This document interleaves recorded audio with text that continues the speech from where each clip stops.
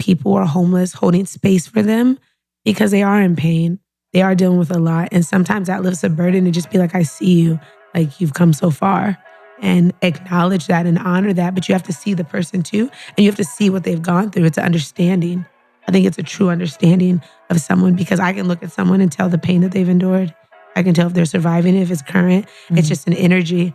And I hold space like that because I think it's energetic work. I think it's really sitting with their spirit.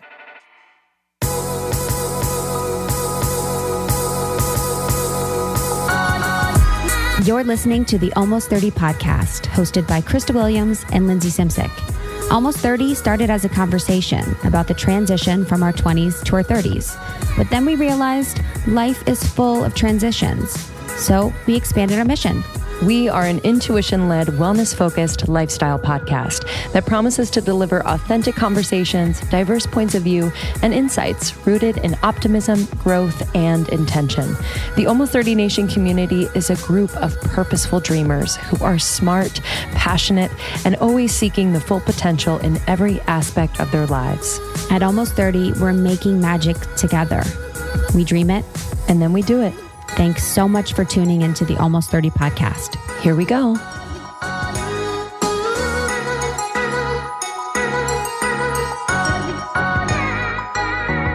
Hello. Greetings. What's up, Almost 30 Nation? How are you? How are you all? Checking in. So glad to see you, Lindsay. And so glad to see you guys. I've missed you. I'm looking forward to seeing you all on tour. Mm-hmm. It's going to be amazing. You know who you saw the other day? Justice League at Bodega. I saw Justice League.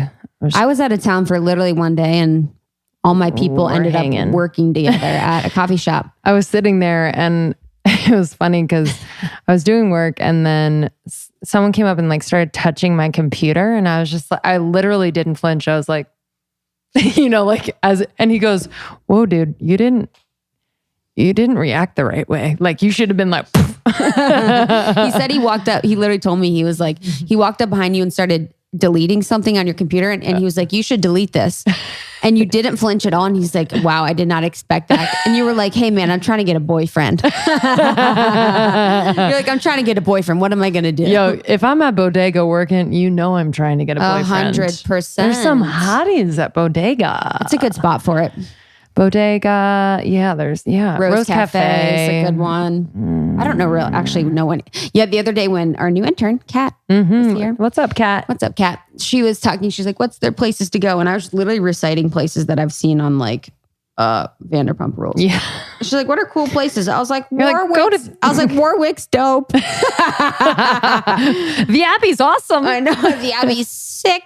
Gotta go on Tuesdays. Definitely gotta go to Pump. Yeah, honestly, I was like, hit up my man Frownsy and see if you can get in early. Fuck. But really, I'm like, hey, just go to fucking Erewhon. I mean, Club Erewhon. I know, haven't been out in 14 years. I do want to have a little club moment though. I've been saying that. I kind of want to have a moment with it. I'm down. We should maybe plan like a club night where we have off for most of the day and like prepare to go out so we're 100%. Rested. Sounds like the beginning of like a movie where it's like 5 girls, like, and we're all in different jobs and we're like, we need a night out. And we like call each other on the phone. We're like, let's do this. And one of the girls gets a babysitter and the other girl like takes off work. The other girl has like a boyfriend who's a piece of shit, who's cheating on her, and they all know it. Like we do need to do that though. Like standing on leather couches, puncturing it with heels and just dancing. Yes. And just curating a group that do boys know that we're getting on couches and tables to get away from you? I hope you all are very aware that we literally are trying our best to go as high as we can to get the fuck away from you. Literally. Like, honestly, I would be like on band. Like I would be as far, I'm like, I need a table. I need a couch. I need a stand. I need a platform. I need a stage to get away from you. So you don't touch me. It's actually, it's an interesting position to be in because you're getting away from them, but then you're also like the center of attention because you're just at the highest point and like you're expected to like dance. Perform. I'm like, oh man, I just want to have a conversation. Honestly. One time I was like 16 and I used my fake 18 ID. I went to this club that I think got shut down called Red Cheetah. Oh, wow. Is that in Ohio? Strip club? Pretty much. I was literally 16. I think I was faking to be 18 and I was just got off my shift at Outback Steakhouse. You know how I do. I was a hostess and we were drinking like Raz or something, and I was wearing like a sticky bra, the goo ones, and my thing fell when I was like on the stage, and I took my 2 sticky bras, one in each hand, and just stuffed them in my back pocket. Keep on going. I couldn't stop. The rhythm. But also I was kind of predicting the future where they have those like booty pop underwear. Oh yeah. So took curves out one place, put them in another. I was in line at the grocery store the other day, and the person in front of me allegedly had butt implants. And I was just like, I'm like, what if I like, do you know what I mean? I was just like really letting my imagination go. Like, what if I got butt implants? Like, what would that feel like? What would I walk different? Like, would I just, I don't know what it'd be like to sit on it. Because you're sitting on two like, ow, it's silicone, I think. Yeah. Or I think the ass shots or something. But yeah, you basically be sitting on it. It'd be kind of like fun. Like think about like gyrating like around your spine when you're sitting on 2 silicone butt pads. I'd be afraid they would move. Do you know what I mean? Yeah. That'd be so fun though. Like, you just like wiggle around and like it's kind of like gooey underneath you. Holy moly.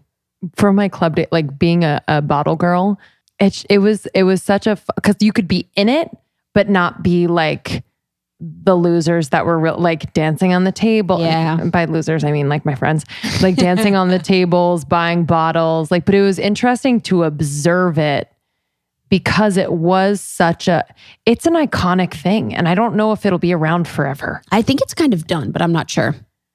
Is that wave over? I don't know. I mean, let's go to Orlando and ask them. Do you know what I mean? Like places where it's like just a step behind of like the social scene. That's not to shade Orlando, by the way, anyone.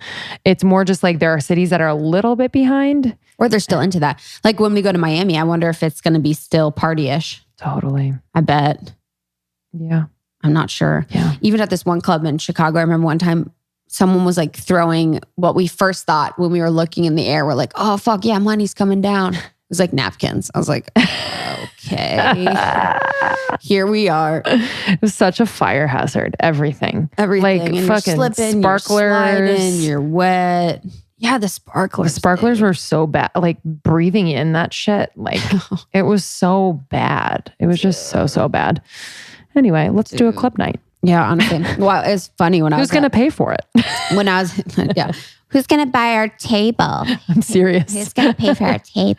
I could never imagine buying a fucking 800 bottle of vodka. When we were in New York, Justin's friends, like it would be like they'd just buy a table. I'm like, what? For like 15, it's like so, whatever. And then we'd all just stand there and like look at each other. When I was in Aspen, I think we were kind of going to go out one night, but on the Saturday night, we saw John Mayer. Mm-hmm. In Aspen, and he was on stage, and it was like the beginning of the show. First of all, I'm so annoyed because I got a press pass, and I didn't know that with the press pass at Jazz Aspen that I could have gone like basically underneath the stage. What the hell? I know. How'd you know so that? I had my press pass and I got in. I'm like, yeah, I think with the press pass you can do something special, but I'm not sure. And I was too busy with my friends. I was like, I don't really even know. But I realized at the very end, I'm like, I literally could have been right underneath the stage where all the photographers, videographers, like anyone that's staffed with the team is. So I didn't even end up like using it, which was so lame and so mean. But I only had my iPhone. Like, what are they gonna do? It's like everyone with like $8 billion phones and then me with my piece of shit iPhone. But this girl at the beginning of the set threw a bra on stage to John, of course. And he was like, me back in the day, I would have thought, wow, this is really cool to see a bra on stage. But me being the man I am now and being conscientious, I think there's a woman out there with no support. I love him so much. Who is going to support this woman? And it was so freaking funny and true. So smart, it kills me. I know, smart, it kills me. Love him. He sounds better live than probably, I think the best live of anyone maybe I've ever seen. Yeah. Probably. Easy. And he's like the best guitarist of fucking all time. Guitars. And it's funny too, because now that I'm older and I'm not doing drugs all the time at concerts, I love when they talk. Yes. Back in the day, you'd be like, stop talking, drop the bass. Yeah. And now it's like when they tell a story, I'm like, ooh, tell me more about that. Tell me more about the impetus behind the song. And he's so good at that. Yes. Yeah, he's so good at that. Mm-hmm. He made a good point though too that I think about whenever we're at, speaking at events or whatever. He's like, festivals are weird because you don't know if people are there for you or not. I'm like, dude, that's literally the story of my life. Everywhere I go, I'm like, I don't know if you're here for me or you or this person. You know what I mean? I was like, I'm glad that you feel that way. Totally. I think everyone at some point feels that way. When I saw him at that really small venue, it was like 200 people maybe. We had to give our phones. And like, it just, he wanted to create that container where he could talk to us. Oh, I love that. And really honestly and like vulnerably, like he was like sharing about like relationship stuff.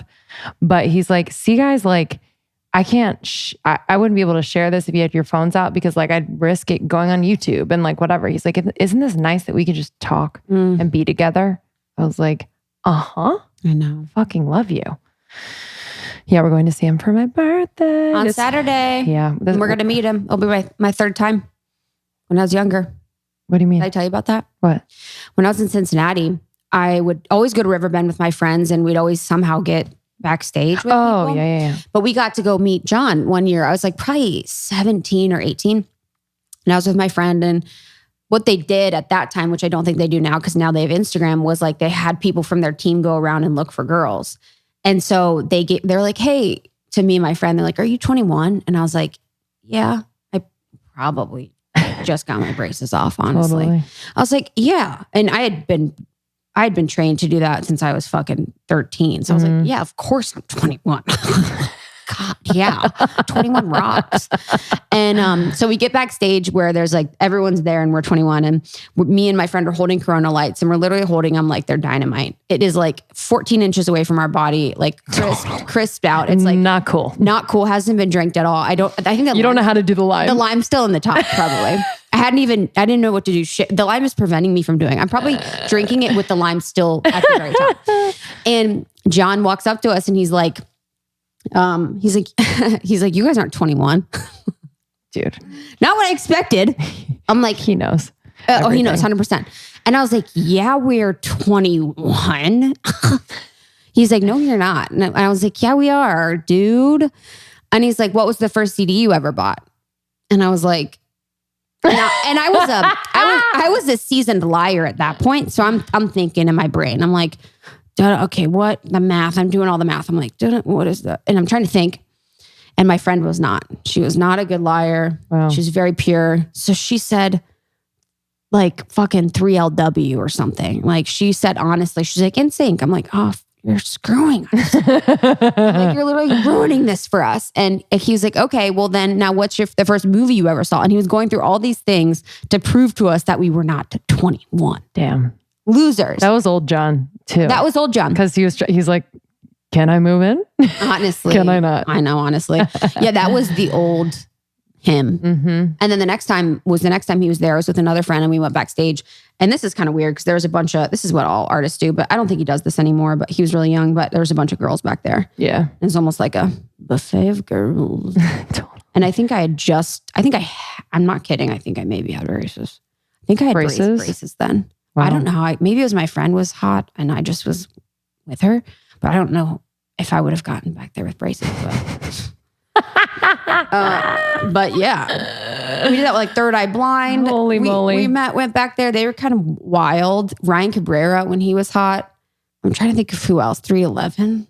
Hilarious Cincinnati people. TBT. That's insane. I know. It's actually hilarious. It's fun to see when I went to see the Backstreet Boys, just them just fucking like having a boner about being on tour. Like John's different, like John's solo, John's whatever, but like being in a boy band again and fucking like doing the moves and like crotch grabs and like, oh no. Crotch grabs. Oh, wow. You know what I mean? Like you just saw them like lose themselves in a good way because it was hilarious. But I was just like, whoa, like, okay. Like they had just missed it. So, all them at kids. It was like, imagine feeling that in your body like that. Like back at it with the boys. Yeah. On tour. Are they on tour or are they just in Vegas? Oh yeah. So they were in Vegas for like 2 years. Wow. And then they went on a world tour. I mean, think about it. It's exhausting. It's crazy, but it's only, for X amount of years and you're good for the rest of your life, actually. For the most part. Yeah, I don't know how long, but yeah. Meaning like you just make a lot of fucking money. Sell that merch, baby. Sell that merch. Sell that tickets. merchy merch. It's crazy. Anyway, and here we are doing our events, making nothing, doing our events out of charity. Oh, fuck. Yeah, we should incorporate some crotch grabs on our tour. Yeah, maybe that's what we're missing. Yeah. Just a moment where it's like lights out, fog on. Yeah. Look up, point up. Projection of like a Thrust. woman's leg with fishnets on. Yes. Boom. Okay. And then almost 30. Yeah. Okay, cool. Well, so that's what's up. That is what's up. I was just going to comment on like when we talk in the beginning and how like, yes. Yeah. So some people like it, some people hate it. And some people want us to get to the interview sooner. And some people want us to just talk us the whole time. And we feel like we have a pretty good balance. So if you just want to speed through when we talk, you can do that. And if you don't, you don't. You can also suck my dick. This is what, and this is more to empower you all. Kidding. You don't owe anyone anything. And you can do whatever the fuck you want. So our show might change and evolve as it has from the beginning. So, peace and love to anyone who has said anything negative. It is what it is. But yeah, you can do whatever you want when you listen to something. You can speed through, you can slow it down, you can go back. So thank you for listening. I just wanted to kind of empower you to listen how you would like to listen.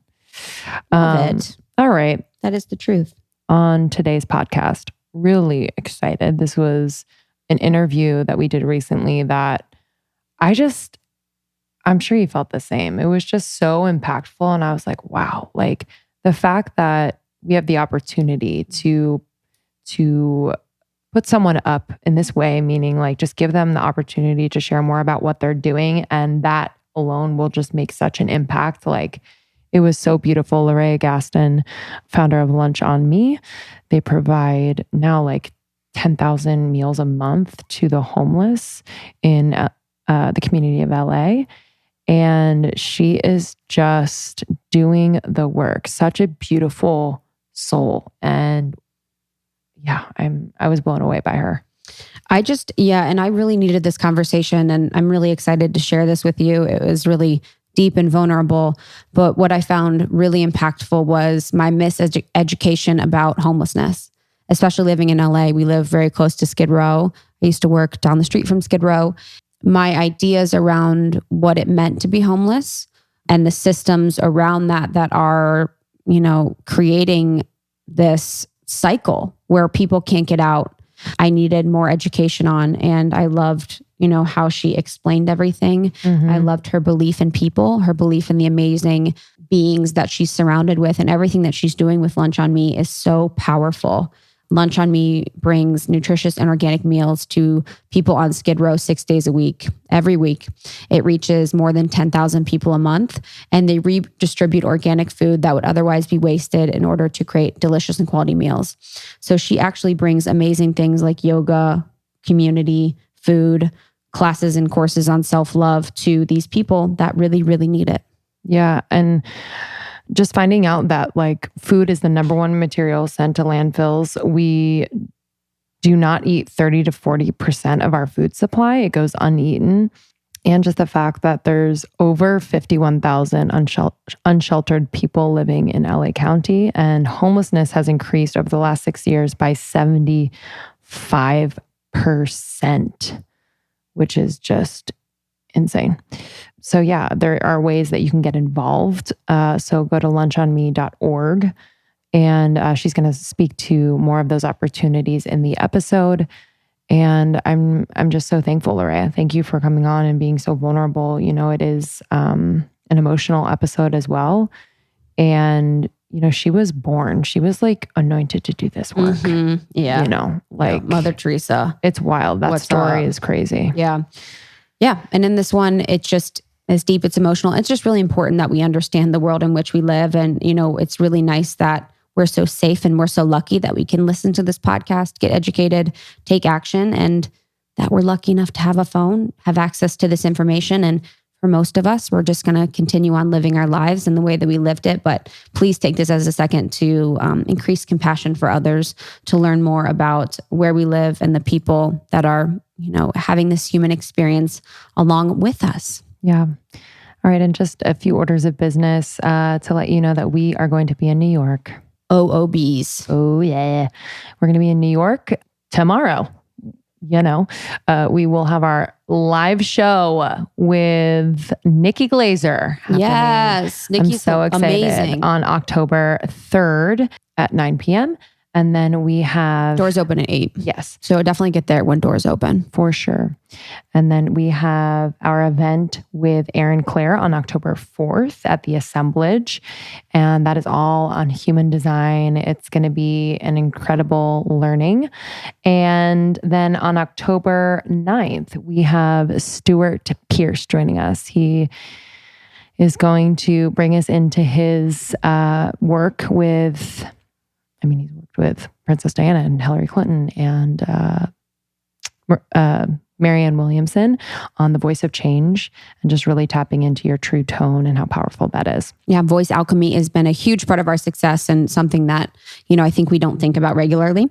And then after New York City, we are having a beautiful Divine Feminine Healing Women's Circle with sound, with movement, with delicious bites at Calamigos. So the most beautiful location. Tickets are very limited. We don't have many, and that is with Josie of 11 Healing. We met her when we were in London. We did healings with her, and she's incredible. So October 19th, that is a full day, very, very special, intensive Divine Feminine workshop.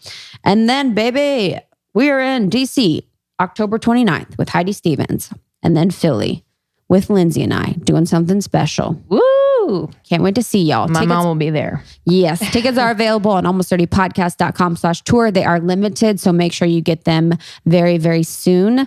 We can't wait to see you. We are grateful for your support and for being with us as a part of this process. Join the secret Facebook group. We are having conversations all the time. Have your voice heard. Join the community there. And I love you. I'll see you soon. Love you. Bye. Bye.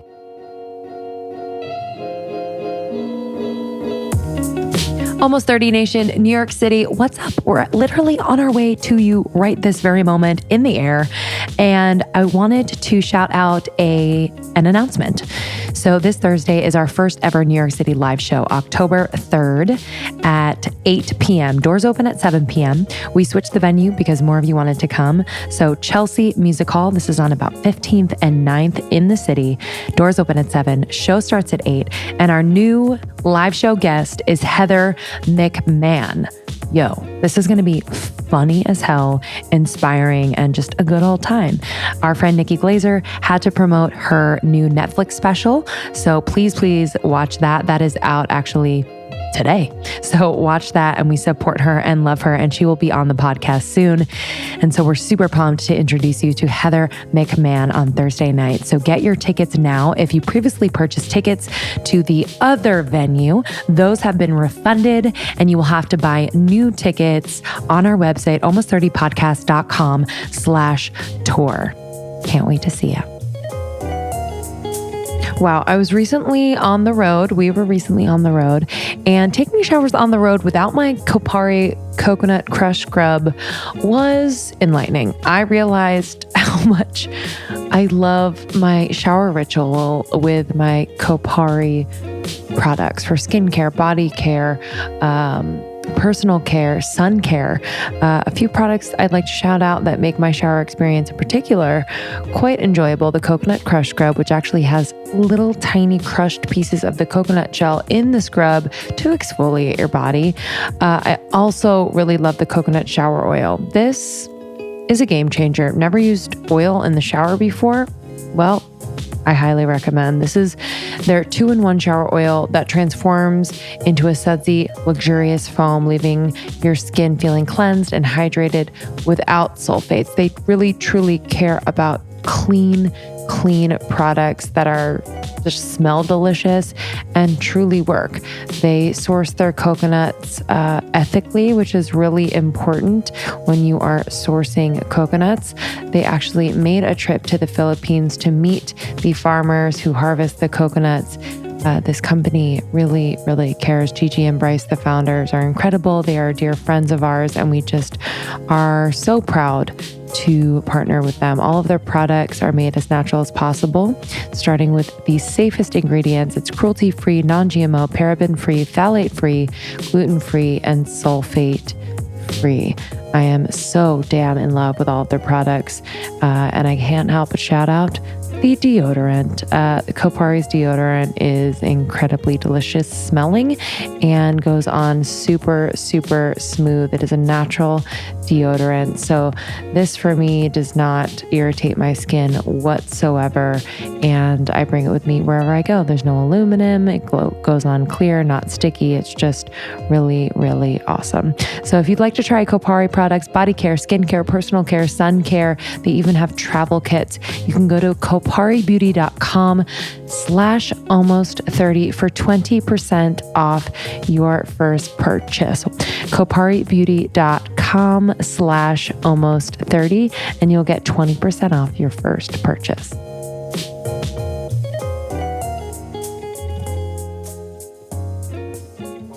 Like in the space that you're in now, I just feel like there's so much work to be done. And it's like, where do you start? Like, did you have someone that you look to that you're like, wow, that inspires me to do this work? Or was this just something that was innate in you? Well, I think that my role model growing up was Mother Teresa, as a child. I don't know why, I didn't know why I liked her. It was just something about her. The day she died, I was in 3rd grade and I did not go to school that day. And I always remember that moment where I told my mom, I can't. It was the same day that Princess Diana died. I didn't feel anything. Both of them died on the same day. Yeah. Mother Teresa. I remember it because I remember that vividly too. Grade, and I didn't go to school because I was like, I need a moment. Mother Teresa just died. And I did not understand why I was so drawn to her. And now I'm like, yeah, it kind of makes sense because of perfect sense. 100%. Jesus Christ. But I didn't look at it that way. I just knew I really I would read her quotes. Everything she would say, I felt so deeply, but did not understand it. Mm. I wasn't feeding homeless people in 3rd grade. I started at 14, but if I have to think of one person outside of my grandmother that helped to raise me, those are the only 2 people I really looked up to that I actually felt I just felt their presence. I think it was more of an energy thing than anything. I think that I resonated with them the most. Wow, it'd be cool to look back in just I guess your spirit guides and your people that support you from the ancestral realm and the spiritual realm to see where that correlation is. Because I think that's so special. When children have that connection with someone like that, it's for a reason. You chose her for a reason. She chose you for a reason. Yeah, I wonder too, just on another note, I wonder what was happening astrologically during the time when they both that's huge. I remember Diana and I remember Mother Teresa passing, but I don't remember it happening on the same day, which freaks me out. Yeah, it was the same day. I remember that just because I remember How did Mother Teresa pass? I want to say it was old age. She just, but obviously, the news I felt was focusing on Princess Diana because of just everything how it happened. But I just remember when it happened, it was just oh, whoa. And your mom let you stay home? Yeah. Oh, yeah. I remember I was staying with my grandmother at the time, which my grandmother was the only mom that I know. That's my G. And she let me. I couldn't do it. I was broken. I didn't even know why. I just know I would see her and I would read all these quotes from her and I just resonated with them. And then I would just see her feeding kids. And I just thought, I don't know, it just felt, her energy felt right to me. So I feel if I had to pick someone, but I didn't correlate that to my life. I wasn't I'm going to grow up and be a modern day Mother Teresa. Wow. That wasn't really my idea or goals. I think it just kind of... Yeah, as a little kid. I want to be a 2019 Mother Teresa. Thinking about, you looking at her as an example, I didn't seek examples, so I didn't have them. I grew up in a small town in Ohio, and I guess my examples would have been lame people, but that I would have sought out. But I wonder for kids, I don't think that there are people like Mother Teresa that are impactful in that way that they can see as that sort of example. I wonder who their type of examples would be. Yeah. I also don't think it's a mainstream thing. You actually have to seek it out. For someone to find what you're doing and your story, you do have to do your digging and your research because what populates the news now is trash, some bullshit. Mm-hmm. Oh, 100%. So Yeah, that's an interesting point. Like who would people even find? Yeah. People like you. I mean, that's why, we're here today and we are so inspired by what you're doing. So when you started feeding feeding the homeless when you were 14, what was that experience like? And did you seek that out, or was someone like, hey, we're going to go do this. Do you want to come? No, when I was 14 years old, my uncle had a restaurant and I was throwing away food and a man was outside digging in a trash can. So like that was what happened. I feel like it was a divine moment. Mm-hmm. Like when I look at it, I'm like, no, that seed was planted in that moment. Even though when I was present in it, I would always question, why do you have to throw all this food away that's perfectly good?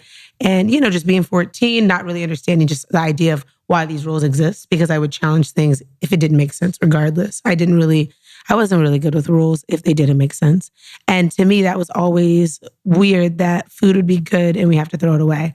And it just happened to be one night I was by myself and a man was digging in a trash can and I offered him food. And I told him it was perfectly good. I was like, I eat this food all the time. Like, would you like some? There's nothing wrong with it. And that was the first moment where I'd met someone who was homeless. And it was a very, for me, it was a very spiritually shifting moment in my life, because just a series of events that happened. Like I gave him food. I turned to grab a drink. I turned back around and he was gone. And angel. Yeah, he was definitely an angel. We call him Pooh first. Me and Justin call him Pooh first. They are there for a second and then they're gone. Yeah, I think he was there to plant that seed. And for a long time, I never told anyone that story because I thought it was just so woo-woo. I think it was too much for people, even though for me, I didn't even know he was an angel in that moment. I was just like, what just happened? I wasn't really sure. But I was like, this man just came, grabbed food, left. And then 3 years later, I'd been working with my uncle. 3 years later, like my last day, I had seen the man going across the street with his cart. It was the same man. And I remember being like, this guy is weird. It's the one that never took my food. But from that first moment, I had been feeding people. Anytime my uncle would leave, I would like sneak food. When he found out, he was like, you can't do this. And I was like, okay, but when you leave, I'm going to continue. So I did it. And that's how I first started feeding the homeless. And I really enjoyed it. Like I had met people. I had just created great relationships. When I'd had to clean, when my uncle would leave, they would come help me. It was just like this really beautiful experience. And I grew up in the church. And I always tell people like, I didn't find God in the church. I found God in those experiences. That's when I was like, okay, there's something higher. Before then, it didn't resonate with me. So I told my mom, I said like, I don't really like tithing in the church. Is it okay if I save my money and feed people? Because that's what I wanted to do. It felt right to me. And my mom said, I don't care what you do, just do your part. And that's kind of where it started. So for 10 years, I fed, and it was my form of tithing. I never told anyone. It wasn't something I had planned to do as like my life, my career, any of that. It was very separate. Then, 10 years later, I fed with one of my first friends, and it kind of changed. Wow. Everything changed. What's tithing? Tithing is in just like Christian religion, if you take 10% of whatever you make and you have to give it back, it's said to be not yours. Like 10% of everything you have doesn't belong to you. So you're supposed to intentionally give it away. A lot of times Christians like tithe in church. So they'll give the money to the pastor to continue the church or wherever they want to put it, scholarship funds. Like it's just having the idea that everything that you have isn't all yours and it needs to be given and distributed. And I felt like that was the most valuable thing I learned in church was the fact that tithing is a discipline. And so for me, it was spiritual tithing. I like to give to people. And so I did it where it was like a direct experience. That's how I like to give. And that's where it started from there. I think it just became my own form of tithing. And when I realized it didn't have to be inside the church, then I felt like I was more open to just experiences outside of church because that's where it felt right to me. Even though I grew up in the church and religious, I don't feel religious at all. I feel just connected. When I think about food specifically, because you can give stuff and things, but when you take in food, I just think it makes me think of like comfort, of home, of nourishment, of community. So what has been your experience as you've given food and nourishment to people? You know, what have you seen within the homeless communities shift and change just by providing really good food? I think food is love. I think that's kind of the basis of most cultures. Whether you have a lot or a little, I think that when guests come into town, when it's family, friends, I feel like we pull out our best food. We try to give in that way. I think it's just a cultural expression. And that's why it was so important to me to be mindful to give the food that I eat. Like, I don't serve things that I wouldn't eat because I think that I wouldn't do that to my friends and family. And I don't feel like I have to tell someone I love you all day for them to understand it. I think it comes from action. And that's why our food is as beautiful it is, because it represents how we feel about the people. And that's why I think that they see a difference. You can't fake it, especially energetically. Like, I feel like the most profound, deep people I've met have been homeless, because I feel like even to have that journey, you've been trusted with a lot to be able to survive that. So I feel like they feel it energetically. It's different. Like, I can't help it. Like, I won't do anything that love's not involved in. And I think down to our food, what it looks like, what we serve. And I think a long time, people didn't understand that, because they're like, oh, this is bougie. This is these things that people that now, like, healthy food is mainstream. So people kind of associate that with wealth. And I get why, because the price point on organic food has, it's very well aligned with that. But for me, I felt like access was being able to give everyone natural foods. And it's also quality of life. People are sick, and they're sick because of the food that they're given. And it's not really their choice. Yeah, there's so much to unpack there. And I definitely want to talk about food price, quality of life too. But I also want to talk about, what you said about sometimes or in your case, the homeless people that you've met have been the most profound. Mm-hmm. And I would love to dig into that more, because I think there is a lot of stigma around homeless people, around the homeless community. And so I'd just love to hear stories you have, or antidotes, or some of the people that have really impacted you. Well, every angel I've encountered has been homeless. And that's the truth. Like, I've encountered so many angels, so many just spiritual beings that I feel like are beyond. Like, and it's obvious, and it's apparent, and it's shifting. And for me, I noticed that. And I think it's because I'm really dealing with people soul to soul. It's not about circumstance. It's not about addiction. It's not about every stigma that comes with homelessness. These are people. They're made out of the same things as us. Like, to even think that that's separate is insane to me. So I see people, and the most profound things, I'll talk about Montgomery, because Montgomery is like one of my favorite people on Skid Row. He's a prophet. And I'd stayed on Skid Row for 43 days in a tent.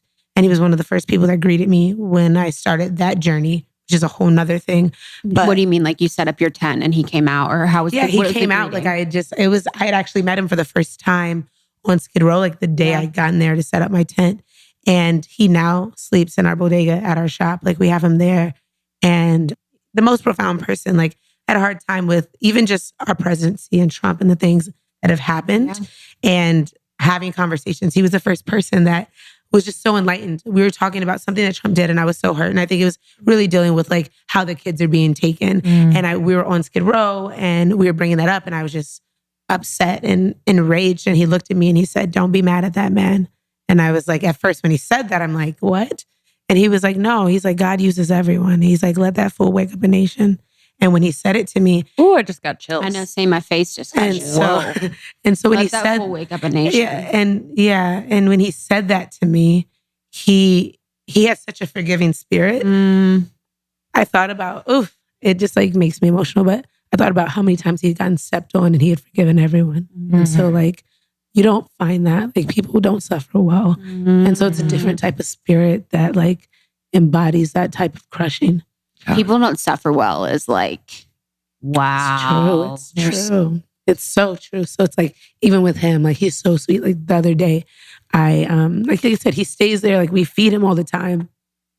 And all he does is give. Like, he's been at the bodega since we opened it. Like, every day he's brought candles, he's brought flowers. He's found ways to just help us. And like, I tried to give him money the other day, and he was like, I would never take money from you. And he was like, he's like, I've gone this long without and been just fine. Like, just, just hold space for me. That's it. There's like a resiliency that is like so powerful. But like, people looking in from the outside on a place like Skid Row think, well, that is weakness. That is, they are disturbed. They are lost. They are this, that. But like, if I think about it, what they've had to overcome, and still they are living Yeah. and surviving. It's just like the truest test of resiliency. Yeah. Like, which like makes me think about the potential there. You know what I mean? Like, because I think people just sweep it under the rug, and I don't know like the kind of the workings of either how they're trying to improve. And I want to get into that, but just so much potential with like a population that is so resilient. So I can imagine that if you introduce them to this nourishing food, to these spiritual practices or holistic views on their life and health, that they would just be like, like so ready. Oh, yeah. Has that been your experience? Oh, 100%. And everyone's in different spaces, right? So some people aren't receptive yet because everyone learned, they're not cookie cutters. It's not all the same people, but I have seen a transformation that's very different than the average person because of what you said, their resiliency. I tell people all the time, it's like, we can't save them. They're stronger than us. And that's something that's very important to me. Like when we go out there, it's like, I'm not saving anyone. I'm holding space for people. Wow. And I'm being with them. That's been the biggest thing is like, I can't save them, but I can be with them and I can help them through it. And I can, be their cheerleader on the side and just someone to encourage them past their suffering. And I can also equip them with healing tools for the amount of pain that life brings to them. And so I definitely see a difference starting with the food. The food is like such a nourishment. Like people don't realize how they've been living. A lot of times people have said to me, like, I didn't realize how low I was living or I never had, or just the fact that this food makes me feel better. We know that just from transferring from fast food to like Whole Foods and things like that. But to be able to introduce that to them when they're really sick because they're eating out of trash cans, like no one ever thinks about that. Like they're eating people's leftovers. They're eating just unkept foods. And to be able to give them just clean, fresh, warm food, they know that's love. Like, and I think that makes a difference in the world. Like everything that happens, I think when love is at the root of it, that's when things change. And they are seeing their worth because it's being presented to them in different ways. And I think that food is one of them, our consistency and sharing a space and allowing them to be seen and acknowledged. And I think that the biggest thing is we honor them. Like I admire just what they've been able to endure and how they are. I mean, they teach me every day. I've only become better because of them. And that's the truth because I've been so mindful because of the things that they tell me, the profound lessons. Again, this man had me forgive Trump. That's crazy to me. But he had me think higher.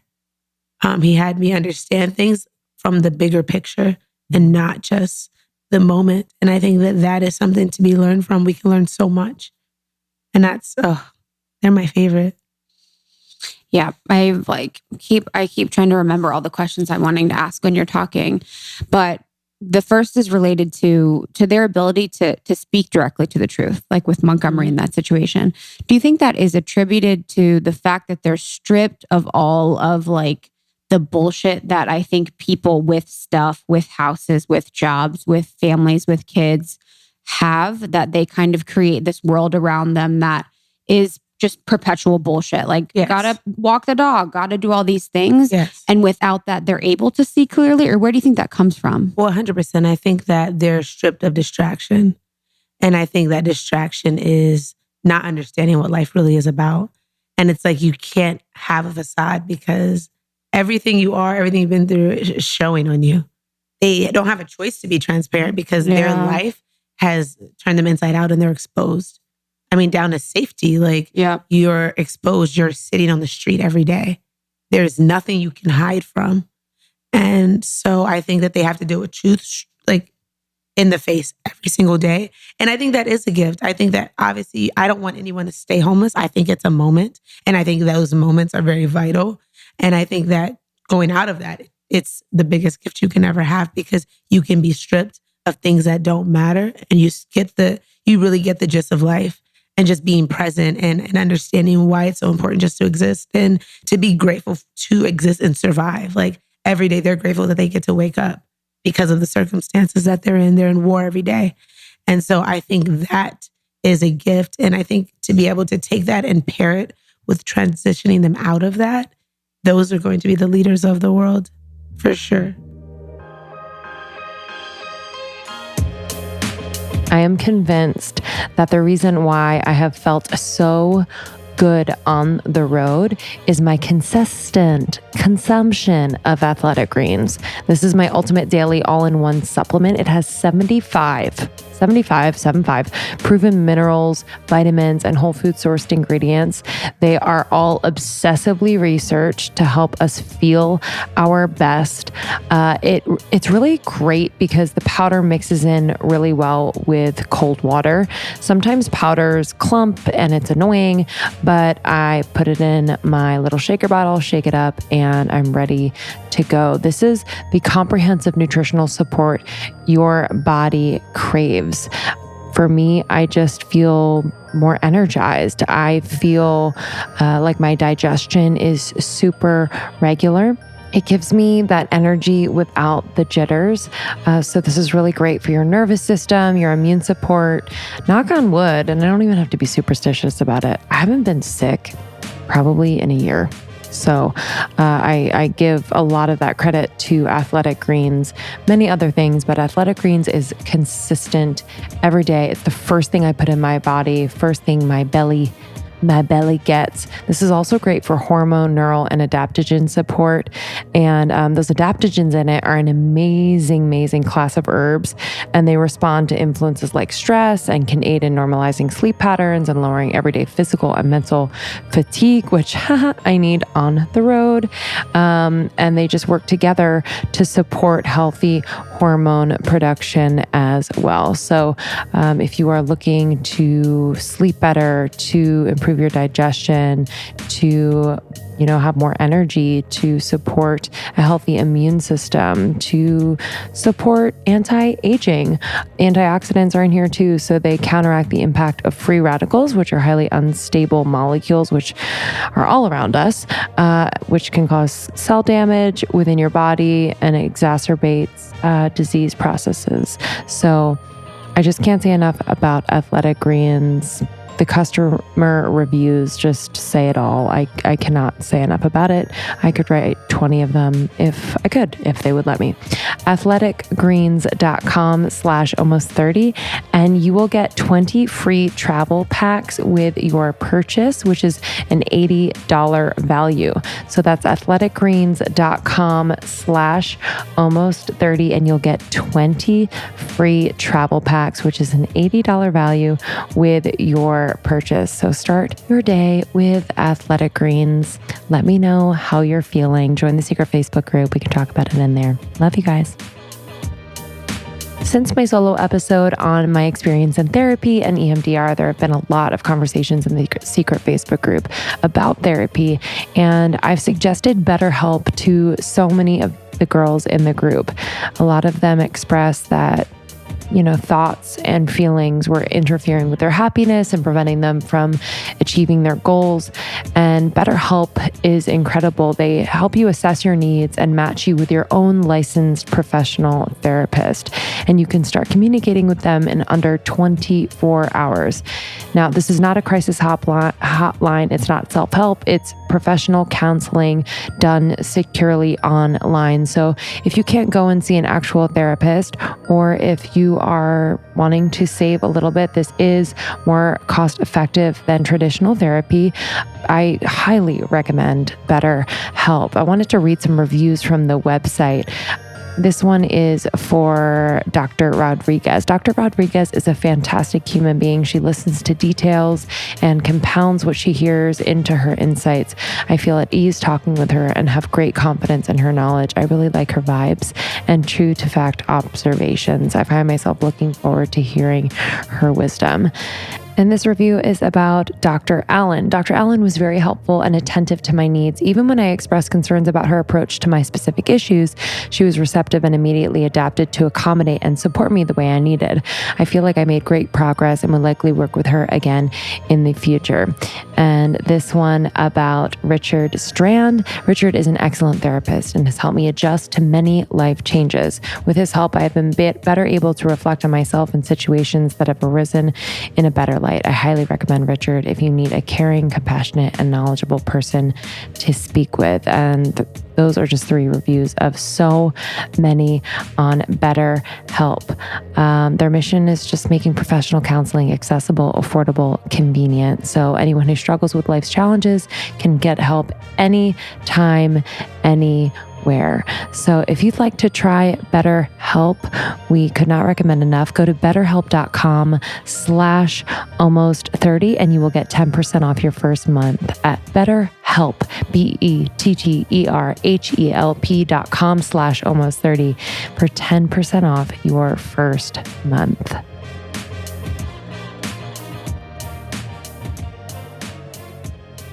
"43 days on Skid Row," Yes. you were saying. So I'd love to know the why behind that, kind of how that came about, and then your experience and what you learned, because I don't think a lot of people know exactly what it's like. I think they hear kind of the stigma of it and don't really want to look at it, especially just like the city in general is like, oh, Skid Row. So I'd love for you to shine a light on that experience. Well, the reason it happened, in my meditation, it came to me that I needed to stay on Skid Row, and I didn't understand why. It was right after I had lost my mom, and I was broken. Like I was shattered, and I knew I was going into a season of shatteredness because of just how everything happened. And that was the first message that was given to me, but I didn't know why I was going there. I didn't understand it fully. I just know my message was very clear, and I'd realized I'd gone there to heal, to be stripped of whatever else life had that kept me distracted.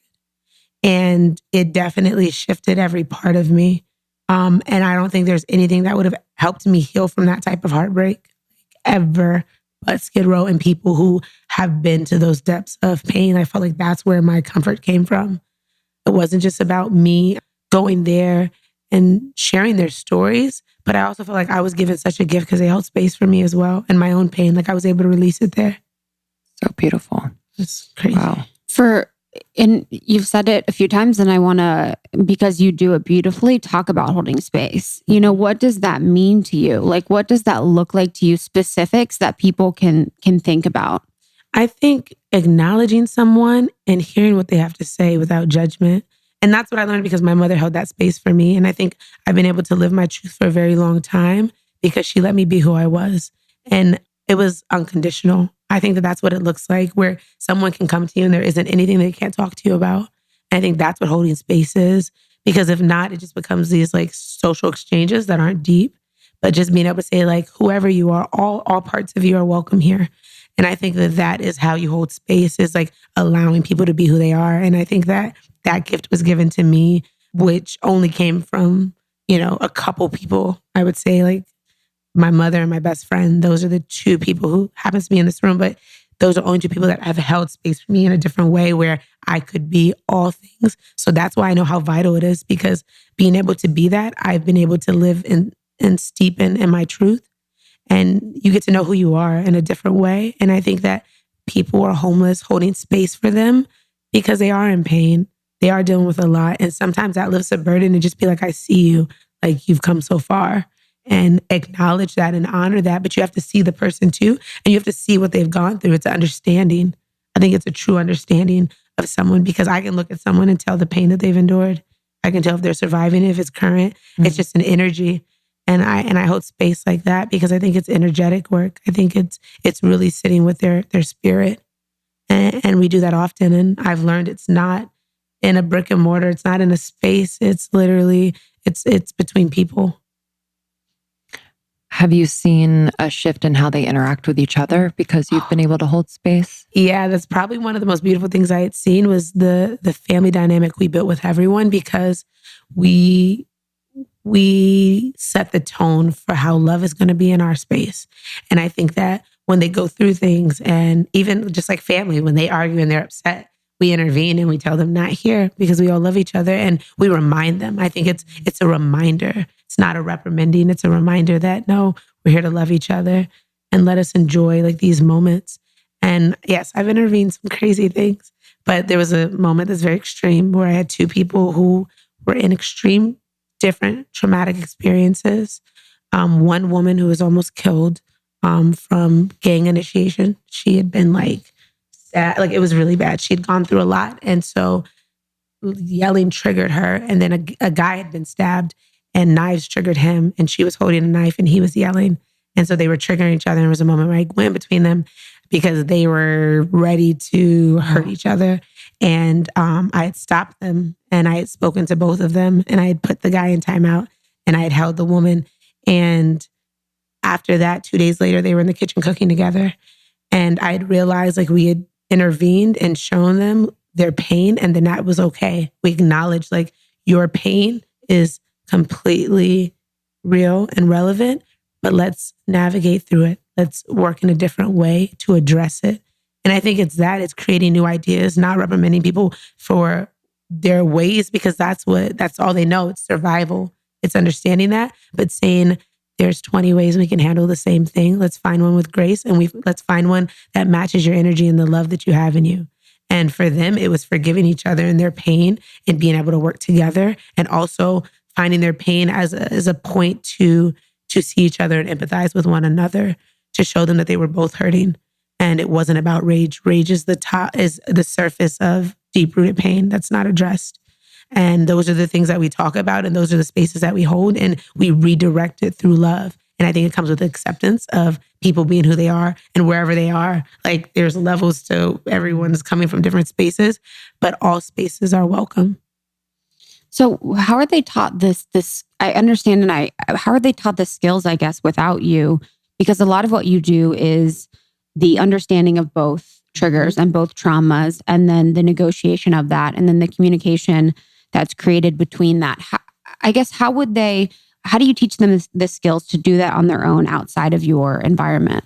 Well, it's just like how we've learned things. You start with showing someone an idea and they apply it.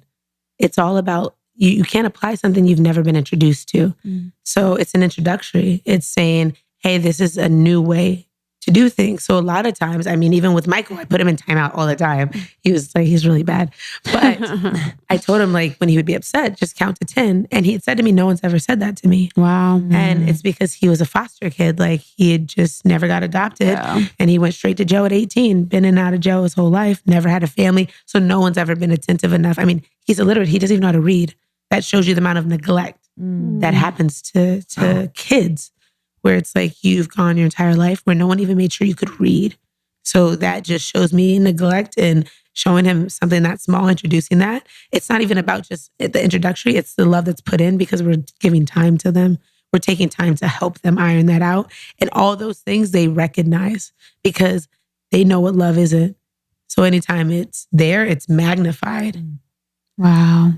Could you give us some statistics on this foster care system, homelessness, Skid Row, just to kind of give people an idea of what you're working with and sometimes against? Yes. So there's 28,000 foster kids in LA. Only 1,400 are awaiting adoption out of 28,000. And 50% of foster kids become homeless within 6 months of turning 18. At 50%. So 14,000 kids in LA will be either homeless or incarcerated. And that's just if they survive. So that's one of our biggest issues is foster care. Kids aren't being adopted, and the government's not doing it. There aren't programs that are equipping kids to survive on their own without family. Like no one ever looks at that, because a foster kid unadopted is a homeless child, period. They have no family, no source of like belonging, nothing. It's like you're basically telling a kid, I hope you figure it out by high school because you're on your own at 18. And that's it.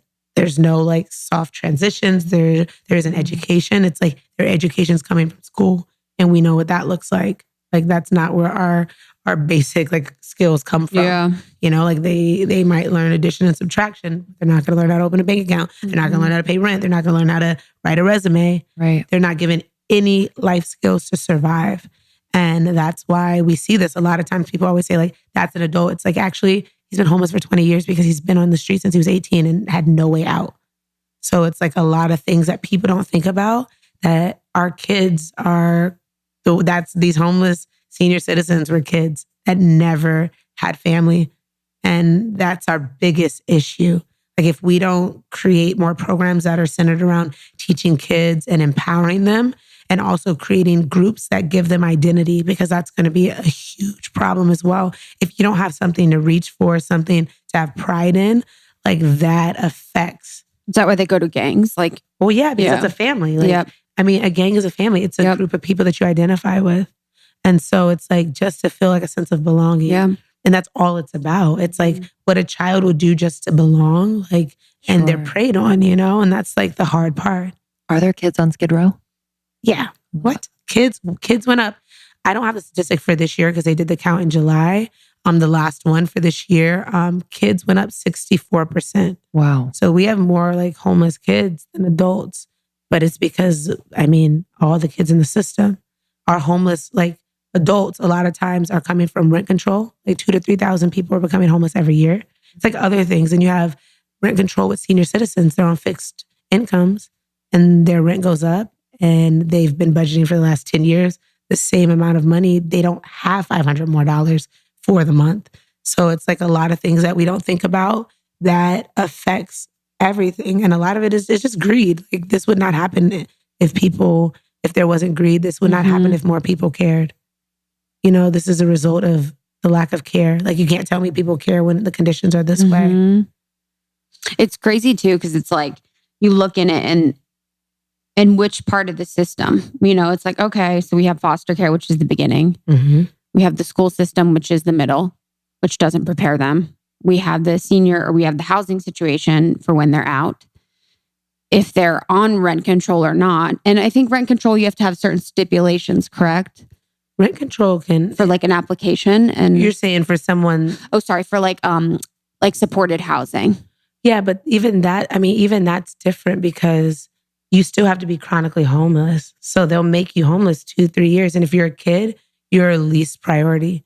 So you'll be homeless 3-4 years before getting a space, because if a senior citizen's going to die, they're going to throw them in a space. You know what I mean? It's just like every system has felt them. There is no system that was created that isn't broken, but it's not broken in the sense of it's functioning the way it was designed to function. Yeah. Like the system is functioning because this is how they wanted it to be. It would be different if they wanted it to be different, but this is how they wanted it to be. So it's not even just the system has failed them. It just requires people to be more mindful and conscious with how they're distributing whatever they have, because this is something that can be fixed with wealth. And that's it. Like it's not that deep. It's not that hard. It's just people are unwilling to help. I know. That was the thing with the Amazon and what the fires that were happening recently. And I was thinking about how when Notre Dame in Paris was burning and how there was $1 billion raised in the course of days. And I'm like, and we can't raise a significant amount of money or do enough for the Amazon. And in this case too, like there are yachts that harbor in LA and Marina Del Rey that could pay for and fix so much of a lot of the systems that are broken within this country. And the desperation of wealth and like how it's distributed is just becoming like gross in the way that it is structured. Yeah. I mean, just everything that's happening isn't sustainable. Yes. Financially, energetically, it's just not sustainable. Yep. So, I mean, it doesn't look good if people don't wake up. Like within this system, and I guess it's partly like the governmental system, like what is stopping them from helping? You know, like they don't want to help. The government doesn't. The government didn't want women to vote. Yeah, I mean, if you want to just go into like the things that the government didn't want us to have, civil rights, like everything that's happened has been a community stand.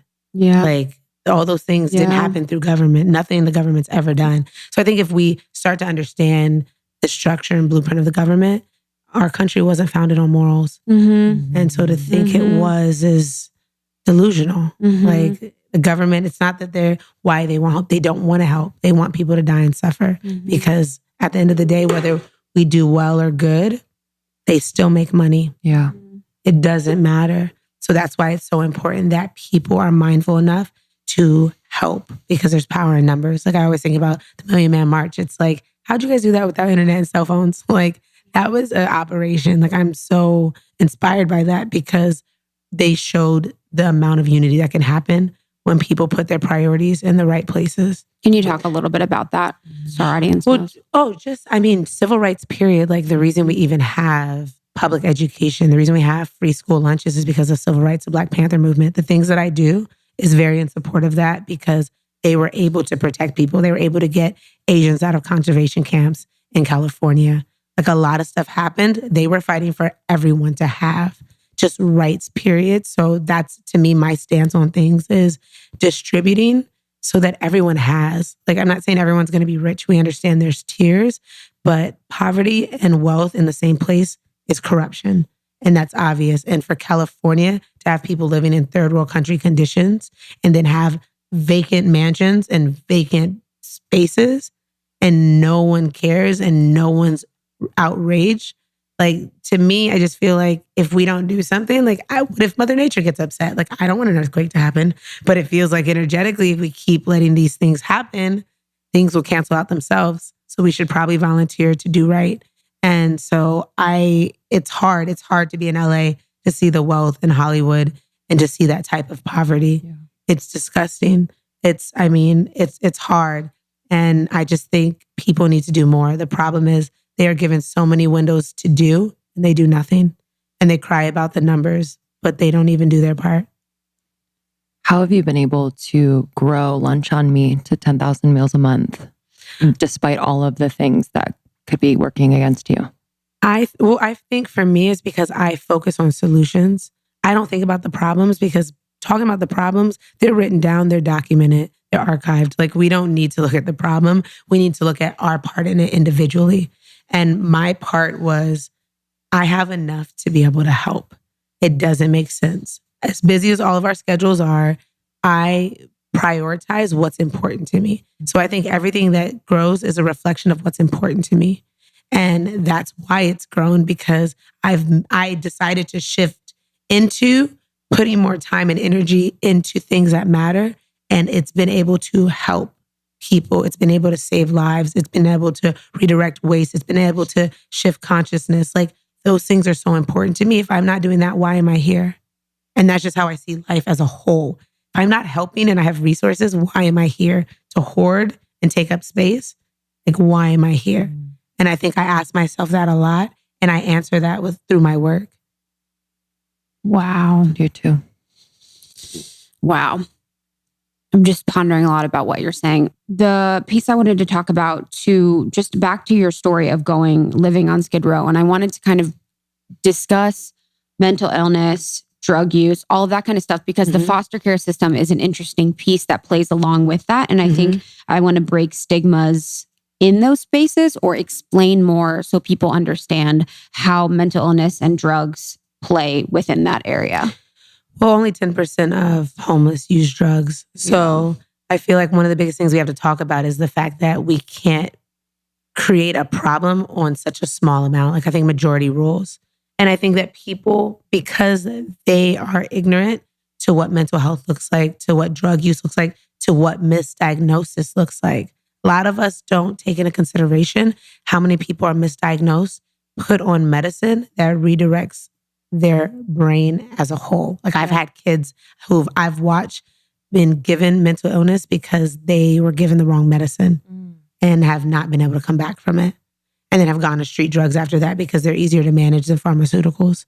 So there is no difference between street drugs and prescribed, especially when you're dealing with like crystal meth is the same as it's the same medicine as bipolar medicine. I've had my kids literally on the same ones and be more manageable with crystal meth than their bipolar medicine. Wow. And so I think that looking into that, it's funny because I think everything comes full circle. When I was younger, I used to read a lot about specifically pharmaceutical and medicine and how it was so tightly related to street drugs. Yeah. And now being in it, I'm seeing it. And it's the crazy part is like, I'm sitting with kids that are heroin addicts. I'm sitting with kids that are going into these spaces. And honestly, what they're prescribed is worse than the street drugs. And that's the truth. Like, I've watched my kids just die. Like, I've watched my kids lose them completely. You know, they give them drugs and all of a sudden they're hearing voices and they weren't hearing voices before. And I've had them for 2 and 3 years. So it's like, you can't tell me who my kids were when you prescribed them once. So who's prescribing them? I guess, where are they getting the medication? Government funded organizations. Which is very interesting. But also, we don't think about too, when new medicine comes out, they target foster kids and homeless. So every time medicine comes out, they go and recruit on Skid Row. Like vans go out and people are taken and they're paid like $500 a week to take medicine that they don't know what they're taking. But if you're homeless and you don't have anything, $500 looks like a lot of money. 100%. Sure. So people all the time are also, no one ever thinks about the mental health, but they never think about, whereas the drugs aren't just tested on lab rats. Like who else is it tested on? And it's a lot of times our people. I've had kids never heard that where before. I haven't seen for a week. And I'm like, where are you? They're like, oh, they're doing this new study. So they took us and locked us in this room for a week. Yeah. Oh, it's like a real thing. Like it's something that I'm not afraid to talk about because it really happens like all the time. All the time. So this mental health, like people think like someone just walking into the middle of the street, that's not just street drugs. Like 100, yeah. You know what I mean? If you're on heroin, you're falling asleep in a corner. You're not walking in traffic. Yep. So it's just even knowing that, just being like they are preyed on. They are preyed on. That's the thing is I knew with the drugs that it wasn't the full story. And I think people have this assumption within that. And that just makes so much sense to me. Yeah. This is not normal. The amount of like, even me doing this work the last couple of years, the amount of mentally ill people they are now, like they go to the hospital and they come back hearing voices and doing stuff. That was not happening before. Like it's worse now. And I just think it's because they're not going to end homelessness. People are either going to go to jails or mental hospitals. They just want to get it out of sight. Yeah. So that's a whole nother thing.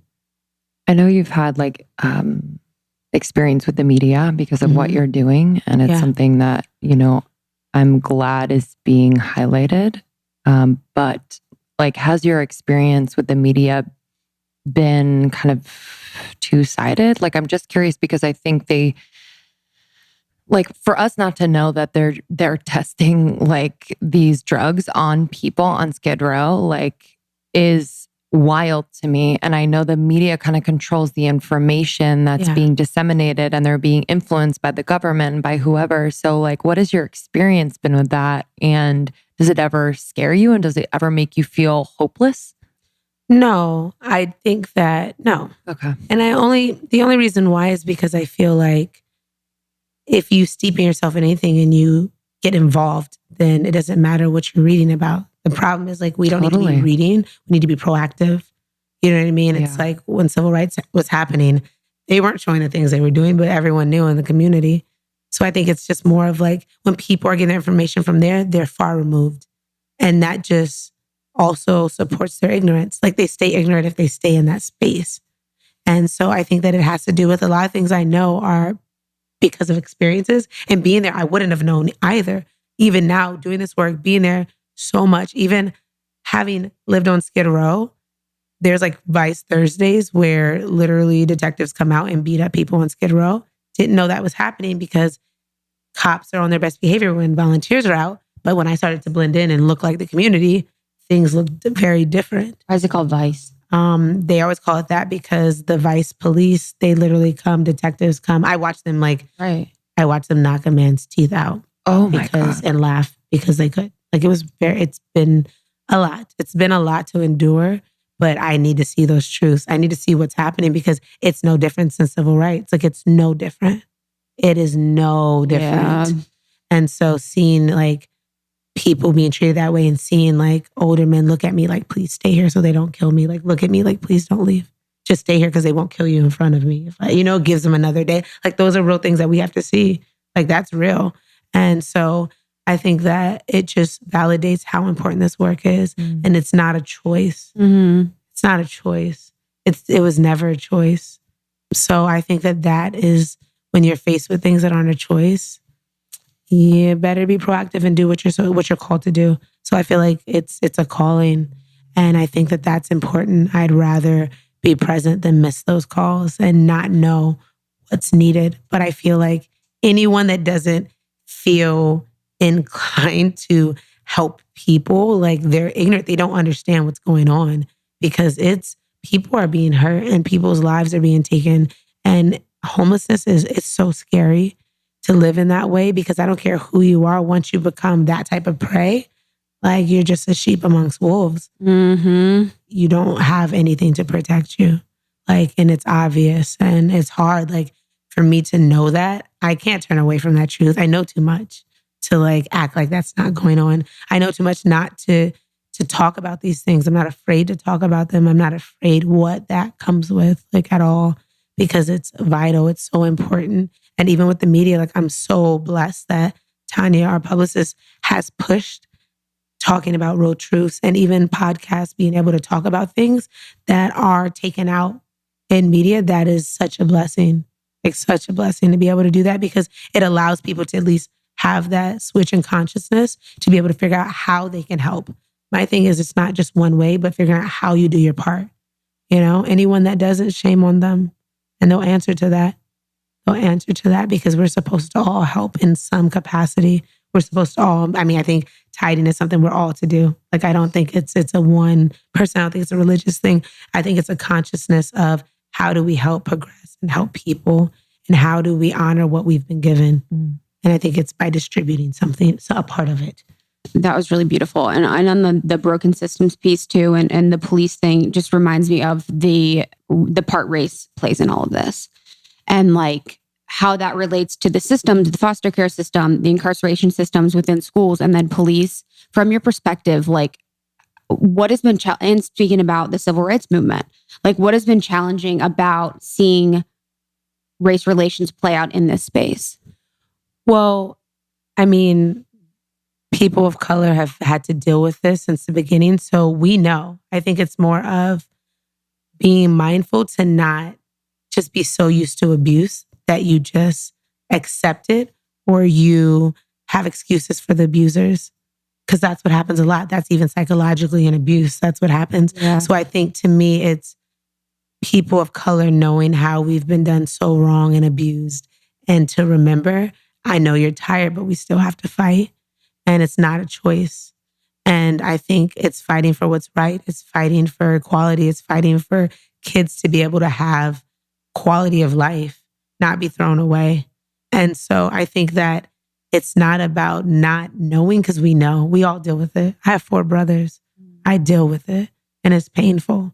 And I think it's more of like knowing you're human, but being treated less than, and being able to have to fight that, but then also being told you're not allowed to be upset. You're not allowed to be radical. You're not allowed to show your strength that they're trying to beat out of you. And that's the truth. I see that every time I see a Black man arrested that's done nothing, that's just walking by. So I think it's just more of the reminder, like, we can get through it. And not every person is bad, but the people that aren't, if you aren't doing anything, you're the problem too.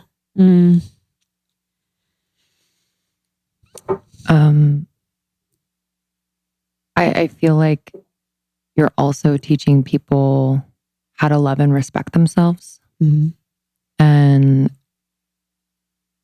I just think that is such a gift, but also something that we can all do, you know? Yeah. So I just love to hear from you, like, how you have been trying to activate people and inspire people to kind of shift their empathy, because I think, like, a lot of people's empathy is distant, you know? So how do we shift that? Well, I think that Skid Row, homelessness, kids, because we work with kids too, being in those spaces, they break you open. There's nothing you can do about it, like, because it's different from your comfort. If you are distant from your emotions, it's the environment you've put yourself in. It's your environment. You have to change your environment, because there are things in different spaces. I know even my own, like, my softening has come from Skid Row, and I've discovered my strength, but my softening has come from there, because I realize how important it is to help people. And I think it's getting out of your comfort zone. And I think it's also taking account of your own privileges. Like, we're given so much, even to have an apartment, have a place that's safe, having something that's consistent in our life. Those are privileges. And I think that a lot of times we just expect them because that's our normal life, but we don't think about, like, because we're so into, like, what we don't have and what we're getting next. We're not thinking about someone's praying for our position now. No, some people will never even imagine to have half what we have. So I think the mindfulness, the shift comes from our own disciplines and how we choose to steepen.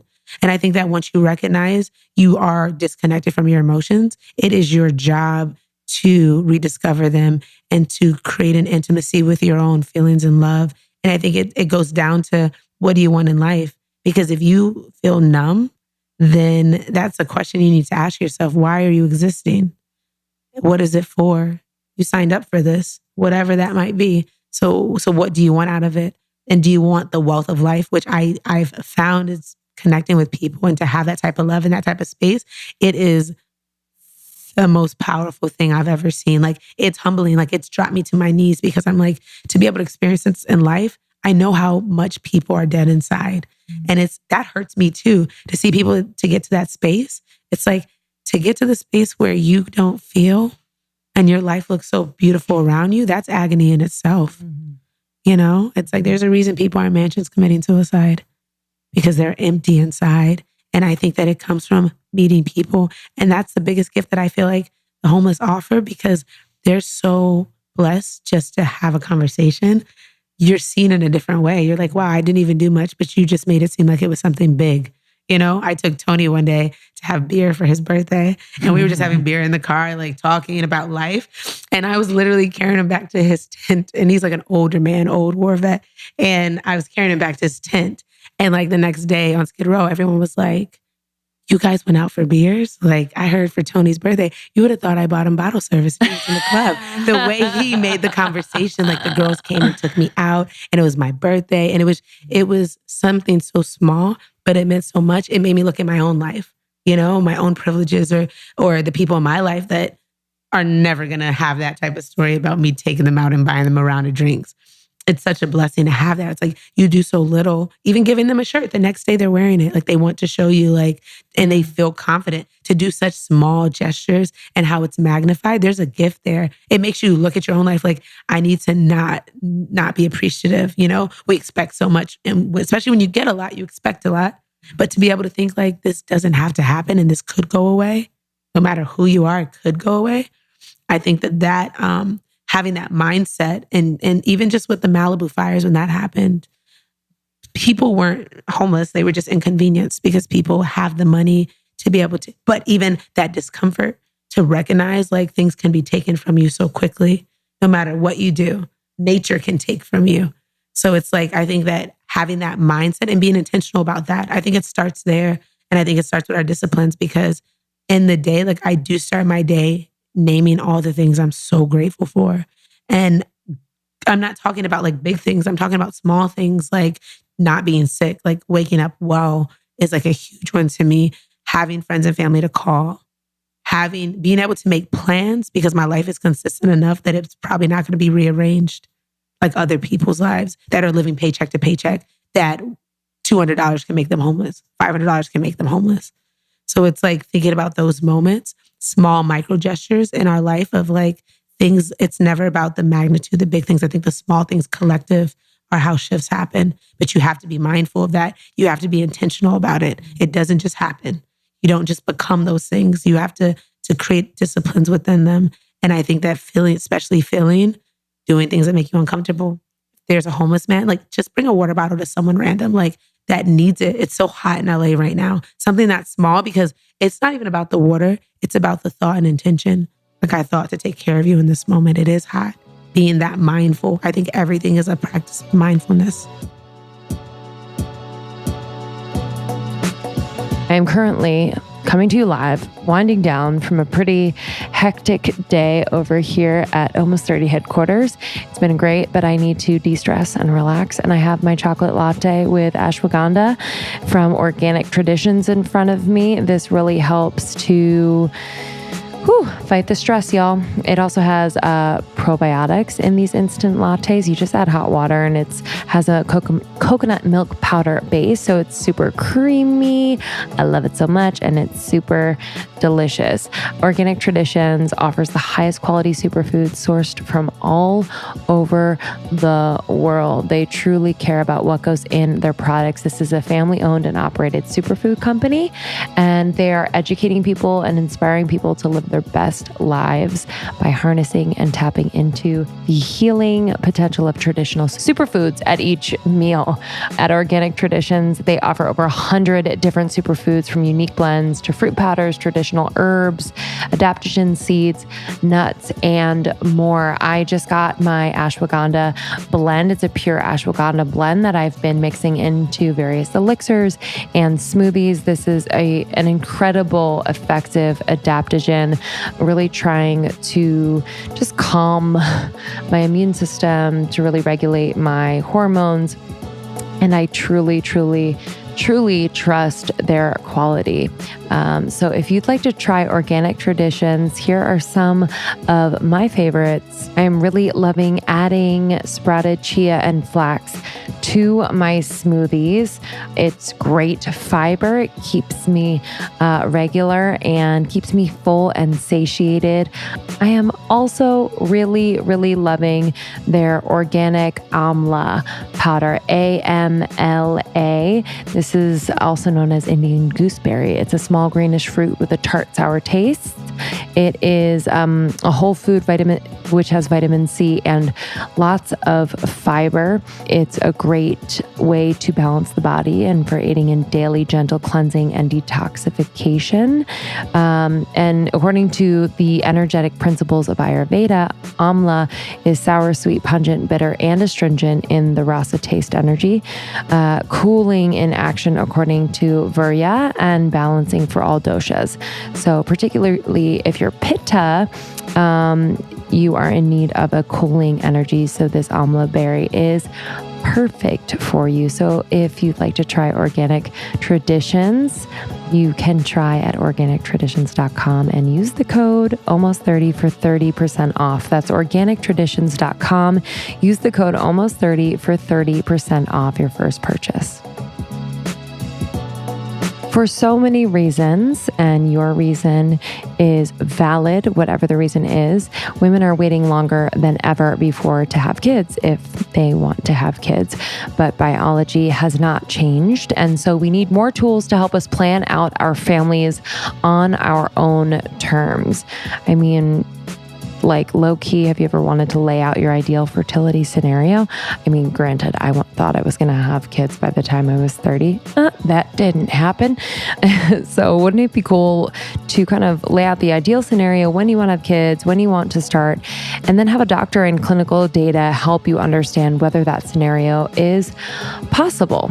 And this is exactly the kind of tool the team at Modern Fertility wish they had, so they built it. This tool is basically a timeline tool and can help you structure this whole fertility mystery. So you add your age, how many kids you want, and visualize your timeline. And then you take a test. So request your test. First step, a doctor will review your request and order your test. And the test will be customized based on your birth control. You can choose a test you can take at home or opt to take the test at a local Quest Diagnostics lab. Step 2 is to collect your sample. If you're taking the test at home, you just follow the instructions and pop your sample in the mail. And if you prefer to go to a lab, you'll do a standard draw at Quest. And then step 3, you'll get your fertility profile. So that is on your phone. It's so convenient, whether you test at home or in a lab. Your results will be reviewed by a doctor and sent to your private dashboard in just a few days. And what's really awesome, personalized test, customized hormone test, levels from your doctor. So you can download these levels and discuss it with them. And then you can choose to have a one-on-one consultation with a fertility nurse. There's also weekly webinars to get answers to your questions. And this is really a community, a place to connect with one another, connect with professionals. We had Afton Vesheri on the podcast, so check out that episode to learn more about modern fertility and fertility in general, female health. And if you'd like to try Modern Fertility, you can go to modernfertility.com/almost30. And for our almost 30 listeners, you'll get $20 off. So that's modernfertility.com/almost30. That's modernfertility.com/almost30 for $20 off.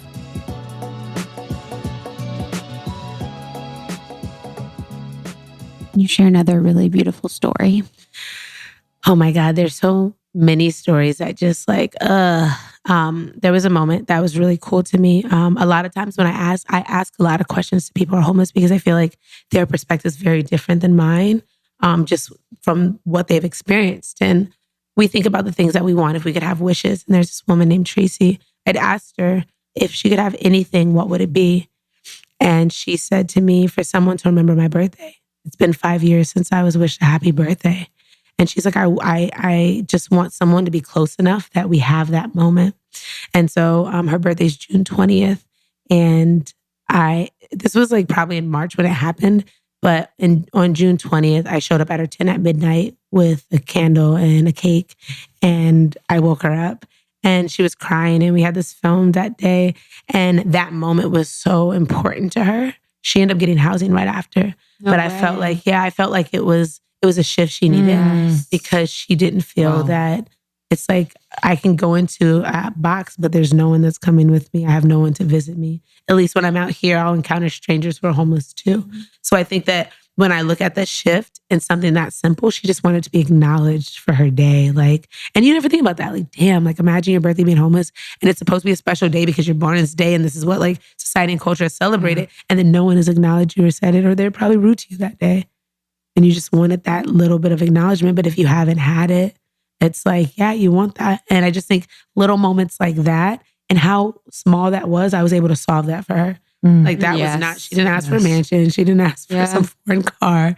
She just asked for someone to acknowledge her birthday and to have that type of exchange with someone again in life.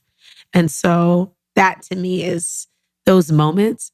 It's like, how can you not be steepened or how can you not shift into what's important when those things are brought to you every day? And then you start to really get down to like, what is important, what matters. And every time I have so many stories about people who, I mean, just these moments, like everything changes. Birthdays are big for us. Like after those moments, we do birthday initiatives where we do bowling or we take people out to dinner. Like we acknowledge and celebrate everyone's birthday. And that's a big thing within our staff. It's like whoever you connect with on Skid Row, it's your job to remember their birthdays. It's your job to make sure that we, throughout the year, figure out like what are things that they need? What are things we can gift them with? We have to celebrate their day. And those moments, I mean, my programs have come from what they've shown me is important, what's needed, what changes things. And literally, it's how all of our programs have become what they were outside of our food, because they're showing me what's needed and what will help them. And I take it serious. And I write programs towards it. So birthdays are important to us. And it just speaks to like it's so valuable to make someone feel worthy of that attention, of that thought, of that love, and that could go so far. Like I'm sure she then felt worthy to have a home. She then felt, it's just this beautiful ripple effect that didn't really cost you anything, right? Like it actually probably gave you more than you could ever imagine, but it's to spread that, I think what you are doing, but for people to understand that it's all energy and like money is energy and, like just the energetics of it all, where we're so focused on, well, time is money and I really don't have time to do that because I'm working and I'll donate a few bucks, but it's so much bigger than that and so much more powerful than that. So I just love that story because it proves. But it's the energy that we have too. It's like, I didn't start by feeding 10,000 people. I started by not turning anyone away. And I think that's the bigger thing is like, we are all given opportunities and windows. And I think that 90% of people miss the mark when a man opens the gas station door for you to like, hopefully you acknowledge them or just something. Like there's all these moments where someone's like, can I pump your gas? Or like homeless people they do try to interact, but they're like thrown away. Like I remember one time I had watched just someone, I was at a grocery store. I wasn't even like interacting with anyone, but a woman had dropped like her money and the homeless guy was trying to tell her and she was like, no, get away from me. But it was like the moment, it was like, he was just trying to tell her like, man, like do the right thing. It's like, you don't even have money. You're trying to make sure. And then she's going to treat you like you're a threat, in that moment, because of these preconceived notions. It's like, we don't think about how much damage that does. Oh. And then like those small moments, because they do try and interact with us. That's the thing. Some people get to the point where they give up, but they try. That's why there'll be people sitting outside of restaurants hoping like maybe someone will buy me food. It's like, that's so much better than someone stealing or doing something else. It's like, they're just hoping someone's gracious enough. I see that a lot. A lot of times, like when I'm outside of Skid Row and I'm just back into like my second side of my life, and I'm just out and I'm having to watch how other people interact with the homeless. And that's a hard part for me to see, because it's like when I'm not with my group of people and we know how to just hold space and be there, to see the amount of trauma that's brought to them from privileged strangers. It's difficult because one time I was downtown, like close to the alley, the garment district, and there's like a McDonald's there that everyone goes to the bathroom. Like it's been there for years. There was a man, huge wound in his head, like bad, like it was really bad. He was like smiling, but he was like, you tell he was in pain, and he was opening the door for every person that was going into McDonald's, and no one was acknowledging him. And I remember going in, I just went in there to go use the restroom, and I come out and I look at him, and I mean, the line's out the door because it's like the only little McDonald's in that area, and people are mad. Their orders aren't right. Like their attitude, like it's just like for me, it's like a lot of energy to deal with because it's like really negative. And I'm just like, you guys are going to eat, and the man that's starving is smiling outside of the store. Like for me to see that juxtaposed position in my life, to like be able to be aware enough to see those things. And I sat with him and I asked him like, have you eaten today? And he's like, his response was, no, but hopefully I will. And it was like, when he said that, it was just like, it's like, you guys, every single person I walked by, like this man is hungry and it's obvious. And no one thought to get him something. I mean, McDonald's is terrible food-wise. Like I would never, but just the idea of like, you didn't even think to get him something, or like, but just being mindful enough that your order being wrong was more important than a starving man on the street that's smiling at you, hoping for you to acknowledge him. Like that's just such a crazy thing to see. And I see that every day. Like that's just the lens that I view from. But to be able to see universal lessons all day long and to see people fail them, it's like that was a moment to encounter love. Like what if that's an angel there sitting on the ground? And he was, because his response and how he was. And I got him food. I did all those things, but it's like, but I can't be in every moment, in every pocket. So it's so important that we do our part. I can't fix everything, and I don't want to by any means. I want us all to be aware enough to do our part. And those moments are so small, but we have windows that we miss all the time. And I think that's the thing. I don't miss the windows. I see them. They're clear as day, where it's like this person is coming to me. Every time, I don't say no to people. I give them whatever I have. If I have money, it's money. If I have food, food. Someone's clearly on drugs, I offer them food first. It's like, but food doesn't solve everything. Like sometimes they do need money to get whatever. It could be Band-Aids. I've had older people that are like, I do need my prescription. I don't have the copay or whatever it is. It's just like, we need to give all those things. But I never let someone leave without giving them something. I think that's the biggest thing, is like seeing a need and you can meet it, and it's not that difficult. Even if it's, I'm going into grocery stores or anything, I can grab you while I'm in here. Being that mindful. That's community too. Just showing like, I know you need something. You know how many kids, like I had a young guy just recently, he just sells candy. I'm pretty sure you guys have seen that. Like the boys that sell candy, a lot of those kids are homeless. And there's couch surfing, so they'll try and buy candy and sell it. They'll never tell you. They'll say it's basketball. They'll say it's all these things. Those are homeless kids that don't have anything. So it's like, even with them, I won't buy candy because I'm like, I'll probably eat it. I need to not buy it. So I won't buy it. But I always ask them, what are you trying to buy right now? What do you need? Like I go right into that conversation. I'm like, boo, I can't afford to eat any more candy. Like I need to, but I talk to them. And even with like the kid, like I finally got it out of him because he's like close to my grocery store. And he was like, I don't have money for food. And but he looked at me and he's like 16, 17. He's like, and I'm looking and he's like, don't feel bad for me. It's going to be okay. Like he was trying to like not show these homeless. Totally. And then I was like, I don't feel bad. And I told him, I was like, I don't feel bad for you because you're strong. You're stronger than me. You're equipped for war, but I want to feed you before you go. And it was that moment. I go into the grocery store, I grab him some food, and he just like rips it open and just like tears it up because he was just literally trying to sell candy to get food. And it was like those moments, a lot of times we don't see them. Like we shun kids away when they do that. It's like, I would rather that, because I had a kid that spent 2 years in jail for stealing a can of peaches from a 99-cent store. He was locked up. Come on. 17, trialed as an adult. What? Trialed as an adult. And so I think about those moments. Like these kids aren't even stealing, they're trying. And then adults are like, it's not about the candy. It's about they don't have something. So let's help them. Let's support them. And it doesn't hurt to give them $20. They get to be done for the day. Like they're just trying to make money to eat every day. And I don't think people see that. And those are the moments. It's like, those are all the windows that you said, I'm eating and I'm too busy, when a kid comes up to you. Happens a lot.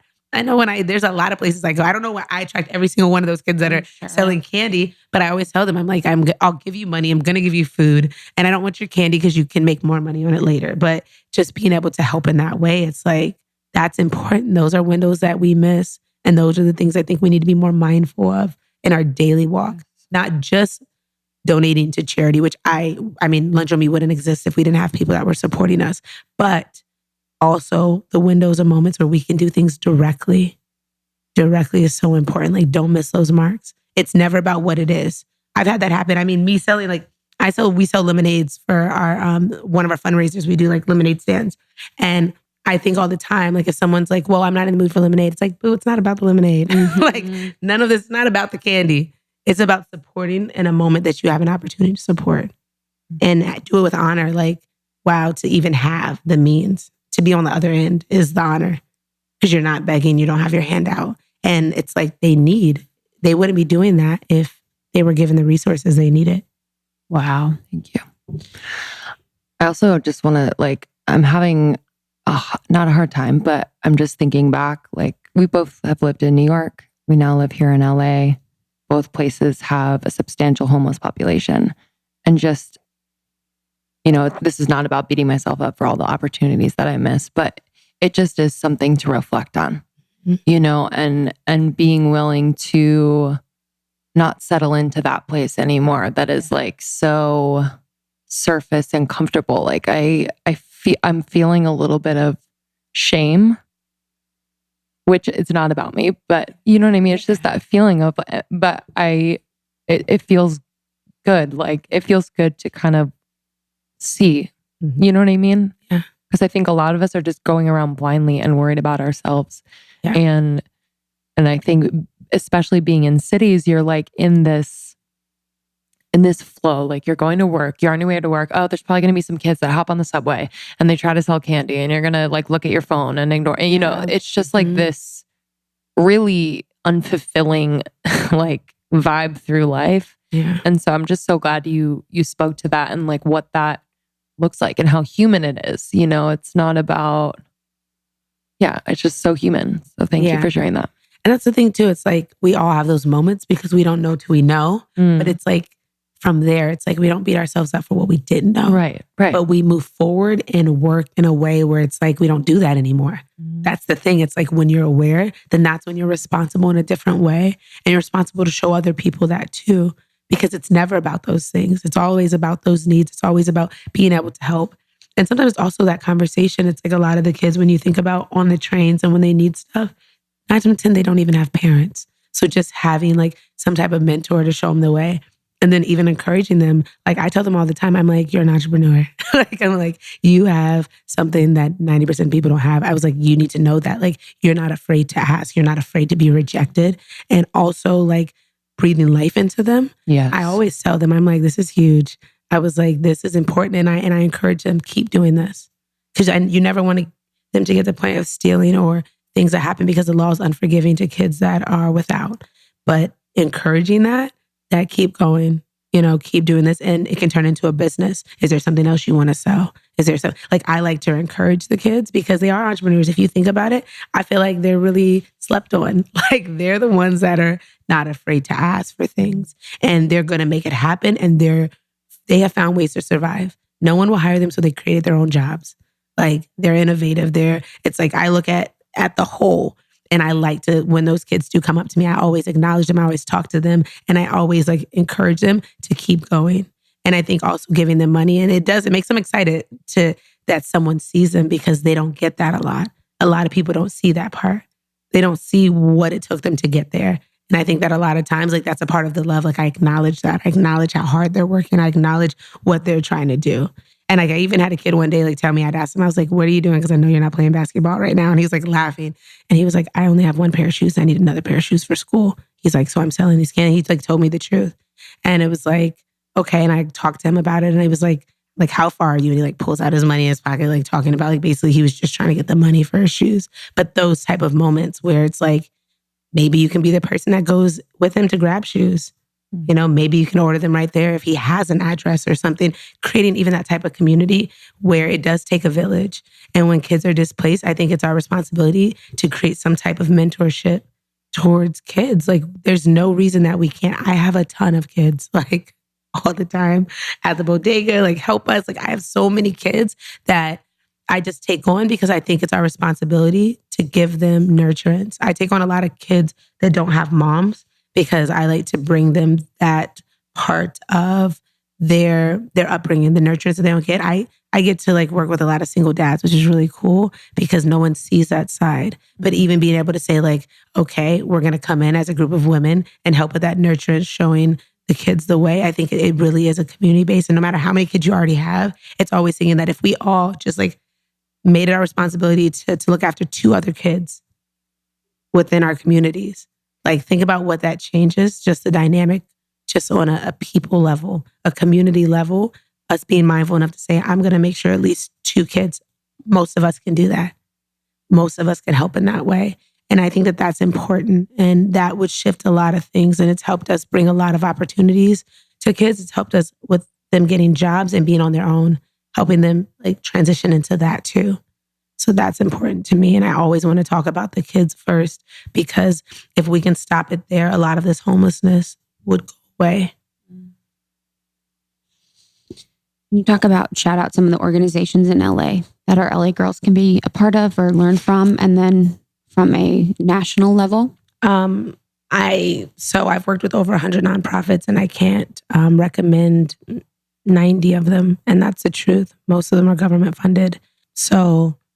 And that's the truth. I've worked with so many, and I would definitely say our goal is just to expand in different types of chapters, different types of ways, so that we can, like, we're just focused on being an organization that are for the people, by the people, because once government gets involved, it's dictated in a different way. We've purposely not taken money from government grants because our entire program would be turned upside down. Wow. So I can't say, because a lot of people aren't going to do that. A lot of people are not going to say no to a lot of money. And for me, it's not about the money. The money couldn't have gotten me this far. And that's the truth. It's all energetic work and impact and morals. So I can't. And I've been trying so hard to suggest organizations, and I've severed ties with every single one I've worked with. All of the stuff we do now is standalone. We don't partner with anyone. And I've been doing it for 4 years. And I've done so many partnerships. I no longer partner. I don't partner with nonprofits. I partner with for-profits and actual like corporations. Now I'm working specifically in that way to create more consciousness in corporations to be more giving, because the nonprofit world is definitely monopolized in a way that it's important grassroots where it's still about people and community. And most of our work, we have over 1,200 volunteers in LA. 90% of our work is done through volunteers, through our training, and our team. It's 4 of us here, 3 in New York, 4 in LA, 3 in New York. So our team, we have a small team, 7 of us, and we facilitate 3 chapters because the numbers are showing how good the nonprofits are doing. The numbers show billions of dollars are put into it, and it's worse every year. There's a lot of corruption involved. And so I can't, like, I've wanted to. I just did a talk this week and I was like, I would love to. And please believe I've reached out to so many organizations because I'm like, I wanted this, but I just realized that's not the space for us. Our space is to work with corporations to help fund us so that we can just keep doing the actual work on a grassroots level where government is not affiliated, because nothing's going to come from government. It hasn't in 300 years. Mm-hmm. In addition to volunteering for Lunch on Me, how can people help Lunch on Me? So people pledge monthly. We ask for as little as $10 a month. People can give whatever they want, but we just ask for 10 because we just feel like that's 2 coffees. I measure everything in coffee. Yeah. We ask for monthly pledges. That's helped us with our space. Great. And we have an Amazon list of anything that we need. So it's like cups, forks. We distribute 10,000 meals a month. So we buy like eco-friendly, biodegradable plates. All that stuff is twice as expensive as like the bad stuff. So we post. So if anyone wants to buy things for us, if they're like, you know what, I'll buy their plates for the month, they can do that on our website. It shows. We also sell merch. If people want shirts, hats, 100% of the proceeds go to our programs. So those are different ways that people can help. If you're a chef and you want to come out and help us, come out. If you want to host an event and 1% of the proceeds go to us, you can reach out to us. But we're really focused on just the community finding their way of helping and what's best for them. So the biggest thing for us we've maximized is dealing with people in their realm, because that's made such a big difference. It's like when you have a comedian that can't necessarily come out, but they can host a late night and give us a percentage of their proceeds. Those they work as well. Because I think it's food, time, talent, and money. I think all those things together help. And even if it's food, when it's certain holidays, like we post a whole list of our food and people can buy different things. If they want to buy 10 pounds of flour, like whatever they want to, however they want to contribute, we make it where it's really community, where people can go back to their family and say, like, what do you guys want to get out of the things? And we work with everyone in that way. So it's really community. Like I feel like if everyone does their part, we have a feast.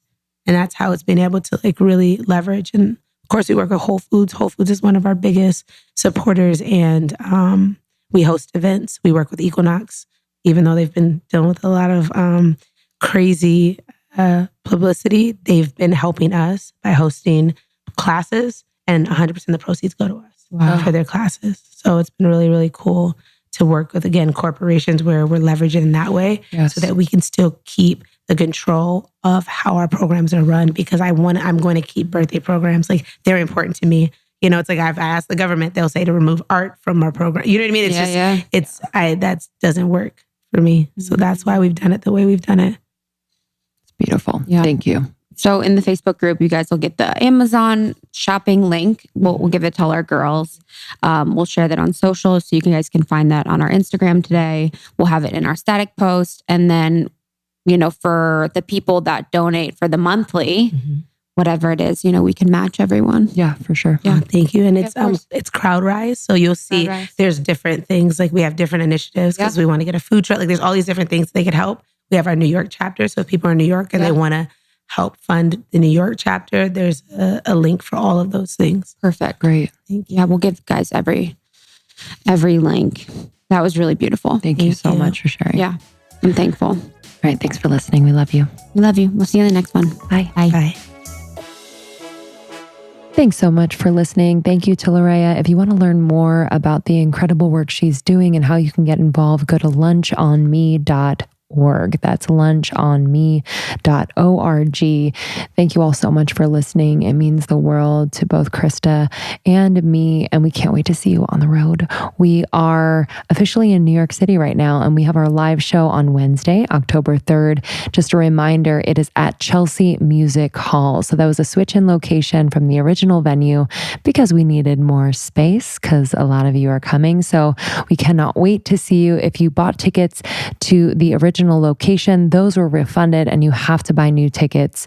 So that's on our website, almost30podcast.com/tour. Go to the NYC live show link and you can purchase your tickets there. We have 2 other events as well. October 4th with Aaron Claire and Stuart Pierce on October 9th. It's going to be an incredible time in New York City and I can't wait to see you. We can't wait to see you. Thanks for listening and we'll see you next time.